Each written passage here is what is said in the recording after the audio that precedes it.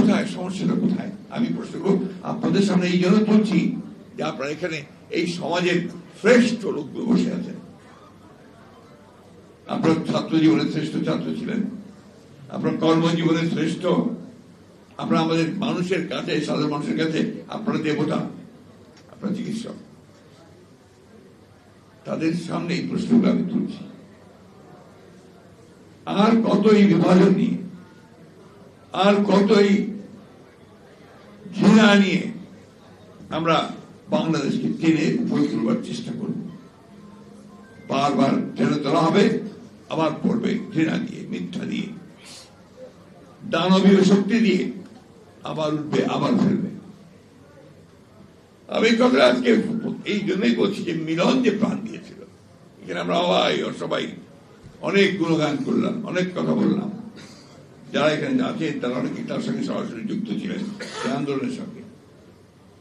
আমাদের কি দুর্ভাগ্য দেখেন, আমাদের ব্যর্থতা যে আমরা মিলনের সেই রক্ত ত্যাগ, আত্মত্যাগ, তাকে কিন্তু আমরা সত্যিকার অর্থে বাস্তবে রূপ দিতে পারিনি। কত সালে সেটা? 90 প্রাণ দিয়েছিল ভোটের অধিকারের জন্য, স্বৈরাচার দূর করার জন্য। আর আজকে এই 24-এ আবারও আমাকে ওই ভোটের অধিকারের জন্য চিৎকার করতে হচ্ছে। ভোটের আয়রনি। কোন জাতি আমরা? কোন জাতি? এই কথাগুলোকে আপনারা কখন নিজেকে জিজ্ঞেস করেন?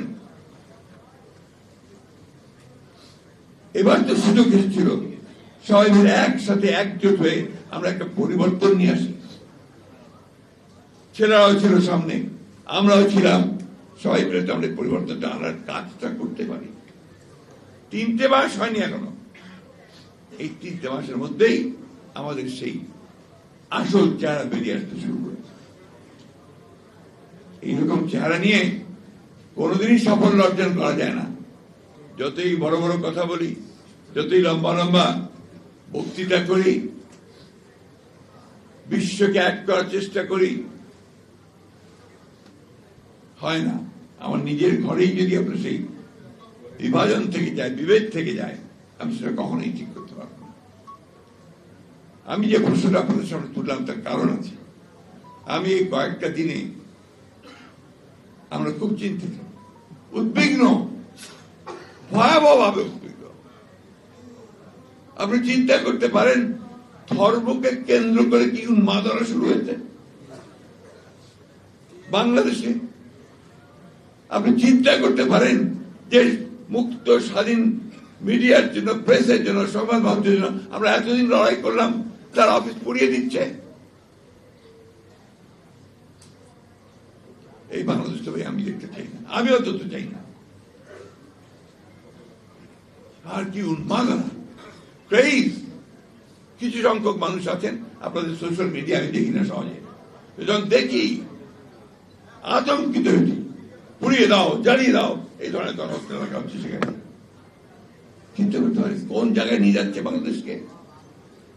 আমরা কি বুঝি আমাদের ভয়টা কোথায়? আমরা কি বুঝি আমাদের আতঙ্কটা কোথায়? আমরা কি বুঝি আততাই কোথায় ছুরি নিয়ে দাঁড়িয়ে আছে আমাদের পেছনে? বুঝি না। বুঝলে আজকে এই সমস্ত দায়িত্বহীন, ইররেসপন্সিবল কথাবার্তা আমাদের মুখ দিয়ে বেরোত না। দুর্ভাগ্য আমাদের। কিছু সংখ্যক মানুষ তারা নিজেদেরকে অত্যন্ত জনপ্রিয় মনে করেন, সবচেয়ে দেশপ্রেমিক মনে করেন, আর গোটা জাতিকে আজকে তারা বিভাজনের দিকে ঠেলে দিয়ে, উস্কে দিয়ে একটা অন্ধকারের দিকে ঠেলে দিয়ে